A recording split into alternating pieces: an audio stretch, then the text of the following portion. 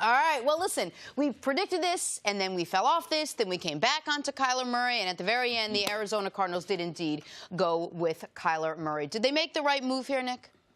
Even though it's not the move I would have made, you can't say they don't have a plan. And it is an exciting plan, and it's a plan unlike any team that I can think of in NFL history, the coach-quarterback combo that they are running with. Doesn't mean it won't work. It's just new. And we have seen a lot of new things in the last few years in the NFL that we did not think could work in the past, have great success. Now, he has to take the Russell Wilson approach to avoiding contact. He has to understand that the offensive line he had at Oklahoma is going to be better than the offensive line he has at Arizona. Great observation. Right. I mean, in comparison to the competition. The Oklahoma offensive line last year voted in college football the best offensive line, and the offensive line Baker Mayfield had was outstanding also. And Arizona last year might have had the worst offensive line in the entire NFL. So life's about to get very different for him. And I think the toughest part for Kyler is when you, in high school football, go 42-0. In your 1 year of college football, you go 12-2. He's about to lose more games in his first 2 months of football than he had lost since maybe his entire football career, from high school to right now. So there will be a mental adjustment. There will be a physicality adjustment. But the way he can throw the football, if he can deal with the physicality, if he is not below whatever the minimum threshold is, then he will be successful because he does have all the tools and all the intangible things you want a quarterback to have. Arizona, I feel like, from the moment Kyler said, I'm going to play football, this pick was in.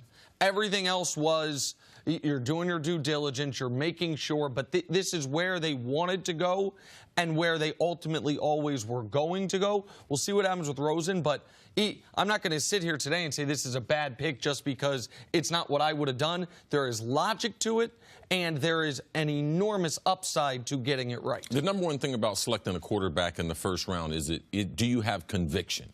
Can you sit in a group of people and convince them that this is your guy? And that's what you have to be able to do, regardless of however you've broken it down. If you have a first-round grade on them and you don't have quarterbacks that are ranked way ahead of them, then you have to be able to take your guy. That's what it's about, because now it's about trying to put a system around him. The pick's in. You can't do anything about that. Now how are they going to support him? Because it's just as quick as he was selected number 1, who was selected number 2?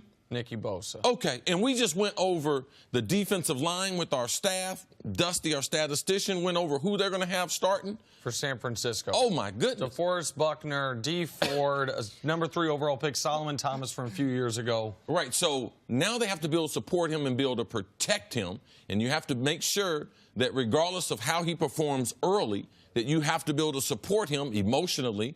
You got to get some other weapons around him, and that defense is going to have to be outstanding to try to create some turnovers for them. But I could understand when you hire Cliff Kingsbury as your coach, who has a limited pro experience, you have to let him select a quarterback because that's the reason why you hire him as the head coach. All right, before we move on to Josh Rosen, tell me why Cardinals fans should be more excited this year with their pick than they were last year when we moved up to get Josh Rosen, when they were excited, when we had the same conversation. Oh, the Cardinals have their quarterback now. They're happy. This is the guy they wanted. Just turn on the film.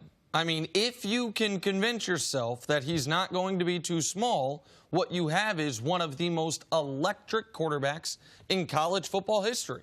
And you have a guy, one of the big things with guys who are under 6 feet tall is, can they see over their own offensive lineman? How many snaps is he going to take under center? 0?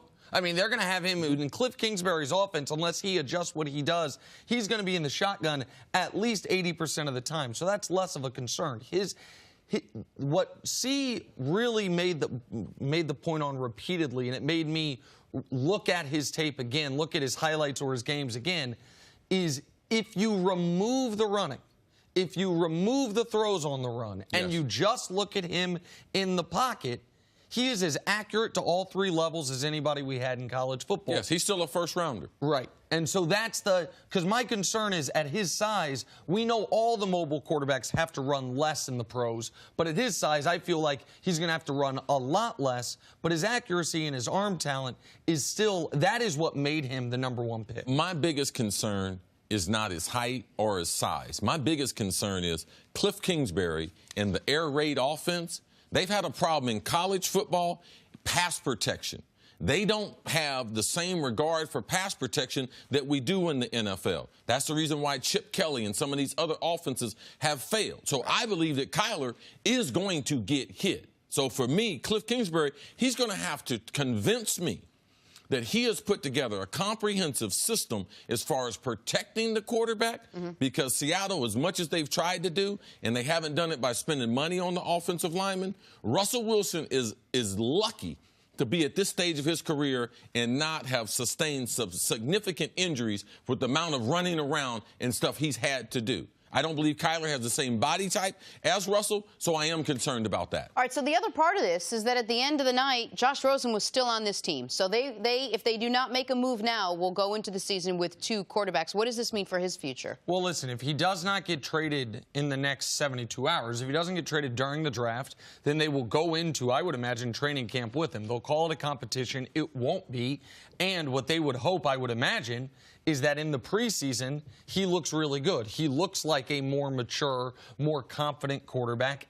But he would be the backup. He would be the backup for the time being, and that if a team sustains an injury or around the draft next year, that they can get more than they could get for him this year, because I'm sure they had offers for Josh Rosen, but the offers must have been, forget a first-round pick, forget a second-round pick. I think the offers were worse than even that. And that's why he's still on the Arizona Cardinals. You can't have those 2 kids in the locker room at the same time. You got to get rid of Josh Rosen. You got to get him off the roster today. Okay. You have to be able to trade him for a second-round pick in tonight's draft or a future first-round pick, which I believe a lot of NFL, especially the better teams. What would New England? You know they're going to be drafting somewhere between 28 and 32 next year. Why wouldn't they give up next year's first-rounder for him? You cannot have those same kids in the building, because I'm going to tell you what's going to happen at minicamp.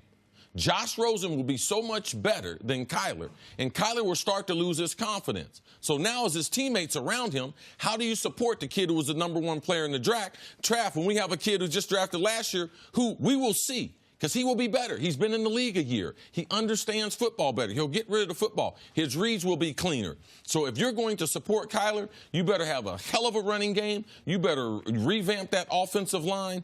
And you need to get Josh Rosen out of that organization today. He can't be on the team tomorrow. Thanks for watching. Subscribe here to get the latest from the show. Also, be sure to check out more of the best clips from First Things First, or go watch a few segments from our other shows on FS1.